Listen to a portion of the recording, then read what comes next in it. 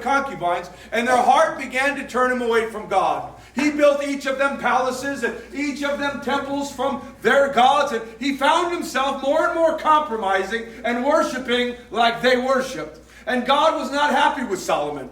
And so God said, Solomon, because your heart is not fully devoted to me, I'm going to tear the kingdom in half. Your descendants will have a part of it, but there'll be a new nation and a new king and a new tribe. And so Solomon was sad about this. You see, Solomon might be like some of us today. It's not that Solomon hated God. He liked God. He loved God. He feared God. The problem was he liked a lot of women too.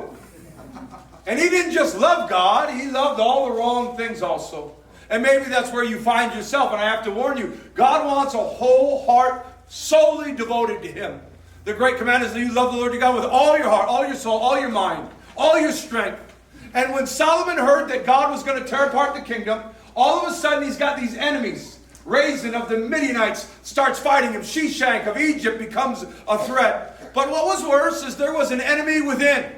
There was an industrialist man. He didn't have a dad. His name was Jeroboam. His mother was a widow. He was hardworking. He had worked so hard, he was in charge of the construction projects on behalf of the whole tribe of Joseph. And there was something special, charismatic about him that Solomon realized this man is going to be the next king. So he sent assassins after Jeroboam, and Jeroboam escaped to the land of Egypt. When Solomon died, his son Rehoboam became king. Solomon had taxed the people heavily for all these projects. And Rehoboam is faced with a question. Jeroboam returns and stirs up the people, and he says, will you tax the people so high like your father? Could you lower the taxes? And Jeroboam started telling the people, he's not for your best interest. He doesn't care about you. Ahijah the prophet came to Jeroboam, and he ripped a garment in 12 pieces. And he gave 10 of those to Jeroboam and says, God's going to make you king. Note what it says in 1 Kings chapter 11, verses 25. And God will give you everything that's in your heart. He will make you a name like David. And you can reign over a tremendous kingdom, just like I promised David. What an invitation. What an opportunity.